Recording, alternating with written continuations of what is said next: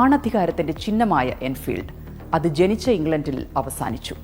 രണ്ടാം ലോക മഹായുദ്ധാനന്തരം വികസിച്ച motto technology കൂടുതൽ ലൈറ്റ് വെയ്റ്റായ ബൈക്കുകളുടെ യുഗത്തിലേക്ക് ഇംഗ്ലണ്ടിനെയും യൂറോപ്പിനെയും കൊണ്ടുപോയി. ആ വെല്ലുവിളി മറികടക്കാൻ എൻഫീൽഡിനായില്ല. റെഡിച്ചിലെ അവരുടെ ആദ്യ പ്ലാന്റ് അടച്ചു. താമസിയാതെ ഇംഗ്ലണ്ടിലെ അടുത്ത പ്ലാന്റും പൂട്ടി. ഇന്നൊവേഷന്റെ അഭാവം, ലേബർ ഇഷ്യൂസ്, ബൈക്ക് ബ്രാൻഡുകളുമായുള്ള കോമ്പറ്റീഷൻ. ബ്രിട്ടീഷ് കമ്പനിയാണെന്ന് പറഞ്ഞിട്ടൊന്നും കാര്യമില്ല.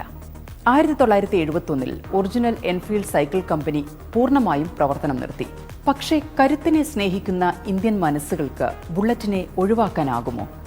ഇംഗ്ലണ്ടിൽ പൂട്ടിയപ്പോൾ ആയിരക്കണക്കിന് കിലോമീറ്ററുകൾക്കിപ്പുറം ഇന്ത്യയിൽ റോയൽ എൻഫീൽഡ് അതിന്റെ യാത്ര തുടങ്ങുന്നതേ ഉണ്ടായിരുന്നുള്ളൂ. സൈന്യത്തിന് ബുള്ളറ്റ് നിർമ്മിക്കാനായി തുടങ്ങിയ മദ്രാസിലെ തിരുവട്ടിയൂർ പ്ലാന്റിൽ നിന്നും ഇന്ത്യയാകെ റോയൽ എൻഫീൽഡ് എത്തിത്തുടങ്ങി. ഇംഗ്ലണ്ടിൽ നിന്നും കടൽ കടന്ന് ഇന്ത്യയുടെ ഗ്രാമാന്തരങ്ങളിൽ എത്തുമ്പോഴും എൻഫീൽഡ് എന്ന ബ്രാൻഡ് അതിന്റെ കുലമഹിമയും ജീനിലെ ആഭിജാത്യവും കൈമോശം വരാതെ സൂക്ഷിച്ചു വെച്ചു.